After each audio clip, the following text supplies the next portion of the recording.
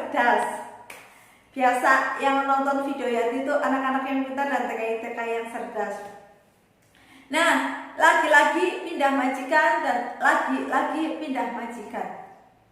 Pindah majikan itu tidak semudah yang kita lihat dan tidak semudah yang kita bayangkan. Kenapa sih pindah majikan itu terkadang dari agensi itu mempersulit untuk tetap bertahan, dan terkadang juga ada majikan yang tidak mau tanda tangan untuk putus kontrak. Karena seperti apapun kita harus ingat,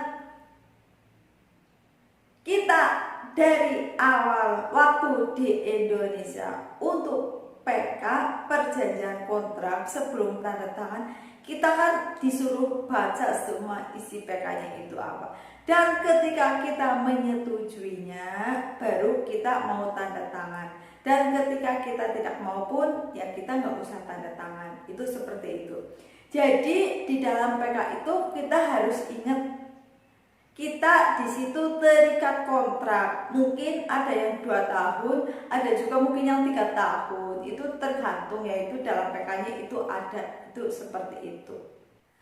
Terus kita pun harus ingat lagi, dari selama kita proses di dalam PT pun kita di situ sudah diajari untuk belajar mental, kita sudah diajari cara menghadapi majikan, dan kita pun harus ingat, kita harus bisa beradaptasi. Itu di situ. Nah, hal yang paling harus kita ingat adalah kita sudah berani bekerja ke luar negeri menjadi TKI, yang pasti satu, kita harus siap dengan resiko apapun. Selagi itu tidak membahayakan diri kita, ya itu sudah menjadi suatu resiko. Tapi dalam video kali ini Yanti mau berbagi informasi, yaitu pindah majikan secara sepihak. Nah, maksudnya pindah majikan secara sepihak ini seperti apa sih? Nah, biasanya yang seperti ini boleh tidak boleh majikan harus menyetujui TKI-nya pindah, dan agensi pun itu nggak bisa melawan. Agensi pun itu nggak boleh membela majikannya, karena ini benar-benar sudah melanggar aturan. Pindah majikan secara sepihak itu ada 2. Yang pertama, suatu kondisi di mana majikan kehilangan hak untuk memperkerjakan TKI. Nah, jika majikan sudah kehilangan hak, maka TKI punya hak untuk pindah majikan secara sepihak. Jadi ya setuju, tidak setuju, mau atau tidak mau, majikan itu harus menyetujuinya, kita pindah. Itu seperti itu. Terus yang kedua, proses pindah majikan tanpa persetujuan lebih awal. Nah, ini di sini ada ketentuannya. Itu ketentuannya apa saja sih? Yang pertama, pasien meninggal atau orang yang kita jaga meninggal.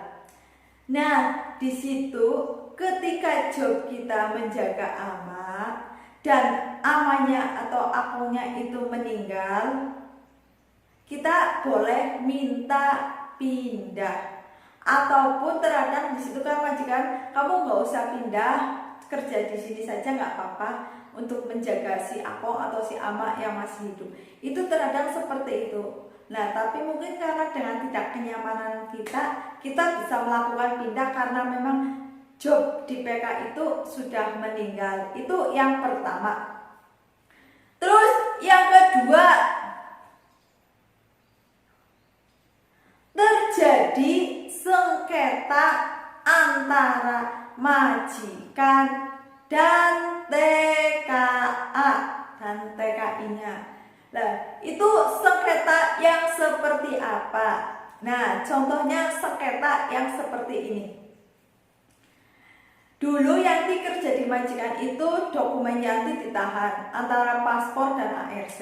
Sedangkan itu dalam aturan itu nggak boleh ya. Tapi karena pada saat itu pun Yanti masih berpikir saya ingin kerja, udah Yanti bertahan.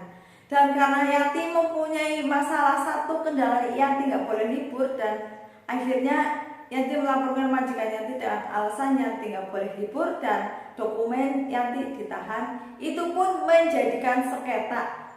Penahanan dokumen itu resikonya gede bagi majikan dan itu suatu sengketa.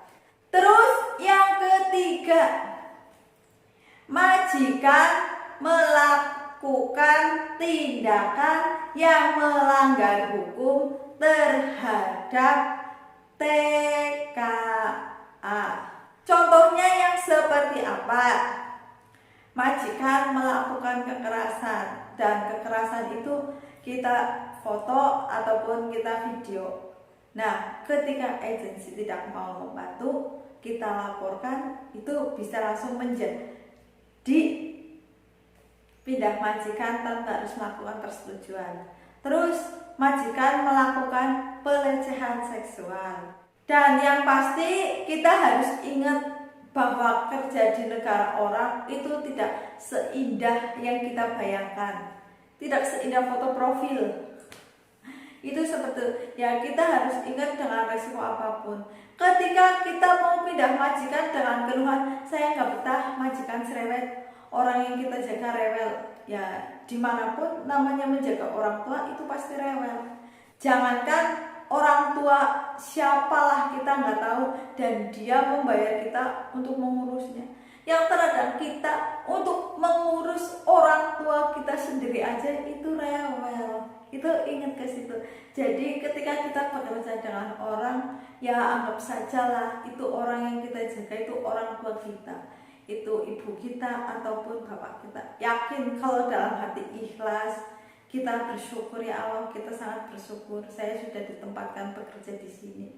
Itu semuanya akan terasa adem, dan seperti apapun ketika kita menikmati itu, mungkin seberat apapun kita kuat, kita mampu, karena kita yakin ketika Tuhan memberikan cobaan kepada umatnya, itu sudah satu paket dengan jalan keluarnya.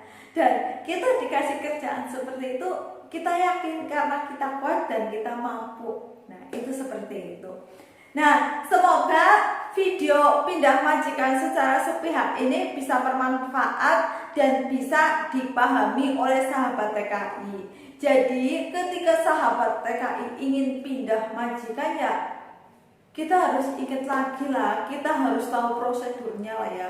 Karena seperti apapun ini sering sekali menjadi kendala. Ini sering sekali dari sahabat TKI yang bertanya dengan alasan tidak betah, dengan majikan cerewet, dengan di rumah dikepasang CCTV.